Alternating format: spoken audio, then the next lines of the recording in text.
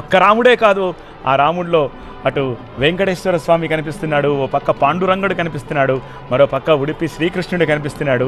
ఎలా కావాలంటే అలా ప్రతి ఒక్కరూ ఆ రాముడిలో మనకి కనిపిస్తున్నట్టుగా ఎంత సుందర మనోహర దృశ్యం మనకు కనిపిస్తోంది. ప్రాణప్రతిష్ఠ క్రతువు సత్య మీరు అన్నట్టు భగవంతుడు మనకు చెప్పేది, నువ్వు ఎలా చూస్తే నేను నీకు అలా కనిపిస్తానంటాడు కదా భగవంతుడు. ఇవాళ అలాగే మనకు కనిపిస్తున్నాడు.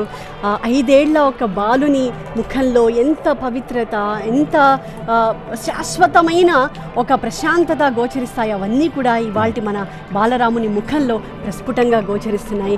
హే రామ, ఉదయాస్తమానములు మేము పలికే మాటలే నీ నామమంత్ర జపం. హే బాలరామ, బహుయుగ్మాలతోటి మేము చేయు పనులే నీ దివ్య సేవ. హే దశరథ నందన, ఈ పుడిమిపై నడిచే మా అడుగులే నీకు ప్రదక్షిణ. అలాగే హే సీతాపతి, శయ్యపై మా నిద్దుర నీకు సాష్టాంగ దండ ప్రణామం. ప్రస్తుతం ప్రధాని కూడా అదే చేస్తున్నారు, సాష్టాంగ దండ ప్రణామం చేస్తోన్న దృశ్యాలను మనం చూస్తూ ఉన్నాము. లోకనాయక, సద్భక్త లోక వరద, మమ్ము కటాక్షించు అంటూ యావత్ భక్త కోటి అయోధ్య రామునికి కోటి కోటి ప్రణామాలు చేస్తోంది.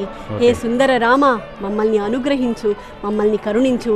ఎన్ని సంవత్సరాల నిరీక్షణ తప్పలేదయ్యా మా అందరికీ, నిన్ను మళ్ళీ అయోధ్యలో ఇలా కొలువు తీరి మమ్మల్ని అనుగ్రహిస్తూ చూడడానికి అని భక్తలోకమంతా పులకించిపోతున్న సందర్భాన్ని మనమంతా కూడా TV9 అఖండ కవరేజ్లో ప్రత్యక్ష ప్రసారంలో చూస్తూ ఉన్నాము.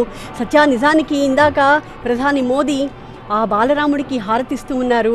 అయితే టీవీ సెట్స్ మీద ముందు కూర్చున్న లక్షలాది మంది, కోట్లాది మంది ఇవాళ నిజంగా టీవీ సెట్లకే హారతిస్తూ ఉండుంటారు. డెఫినెట్గా హారతులు పట్టి ఉంటారు, పూజాదికాలు చేస్తుంటారు. శాస్త్రోక్తంగా ఆగమ శాస్త్ర పద్ధతిలో పూజాదికాలు పూర్తయ్యాయి. ప్రాణప్రతిష్ఠ క్రతువు పూర్తయింది.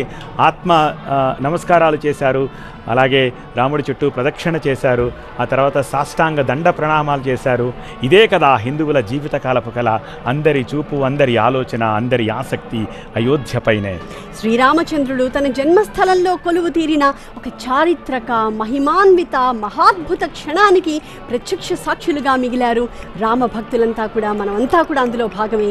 ఆ మహోజ్వల ఘట్టాన్ని మనసు పొరల్లో చెదరని జ్ఞాపకంగా ప్రతి ఒక్క రామభక్తుడు నిలుపుకుంటున్న సందర్భం ఇది.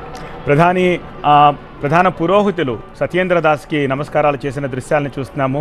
సో ఈ ఘట్టానికి, ఈ క్రతువుకి సహకరించిన ప్రతి ఒక్కరికి ప్రధాని అక్కడ ధన్యవాదాలు తెలుపుతున్న దృశ్యాలను చూస్తున్నాము. గర్భగుడిలో కేవలం కొద్ది మందికి మాత్రమే అవకాశం దక్కింది లోపలికి వెళ్ళి ప్రాణప్రతిష్ఠ క్రతువులో పాల్గొనేందుకు. అందులో యూపీ సీఎం యోగి ఆదిత్యనాథ్ను మనం చూస్తున్నాము, అలాగే యూపీ గవర్నర్ ఆనందీబెన్ పటేల్ని చూస్తున్నాము, అలాగే మోహన్ భగవత్ RSS చీఫ్ని మనం చూసాము. ప్రధాని ఈ నలుగురికి మాత్రమే అక్కడ అవకాశం కలిగింది. మిగిలిన వాళ్ళంతా పురోహితులు, అలాగే ఇప్పుడు అక్కడ పౌరోహిత్యం చేయబోతోన్న 21 మంది పురోహితులు మాత్రమే లోపల ఉన్నారు. అలాగే సత్యేంద్ర దాస్ ప్రధాన పురోహితుడు, గడిచిన 30-40 ఏళ్లుగా ఆయనే దీనికి ప్రధాన పురోహితుడిగా ఉన్నాడు. ఆయన అక్కడ ఉండి దగ్గరుండి ఈ క్రతువంతా కూడా అక్కడున్న పురోహితులతోటి చేయించారు. ఆయనకి చివరిగా నమస్కారం చేసి బయటకు వచ్చిన దృశ్యాలను చూస్తాం. రైట్ నౌ ప్రధాని ఎక్కడున్నారో అక్కడి నుంచి మాత్రమే ఇక సామాన్య భక్తులందరికీ కూడా దర్శనం ఉంటుంది. గర్భగుడిలోకి చివరిసారిగా ఇది పురోహితులు కాక మరొకరికి అవకాశం ఉండే ఛాన్స్ అంతే. సో ఇక నుంచి 32 అడుగుల దూరం నుంచి మనం స్వామివారిని దర్శించుకోవడానికి అవకాశం ఉంటుంది. ప్రధాని ఇప్పుడు బయటకు వస్తారు, ప్రధాని ప్రసంగిస్తారు.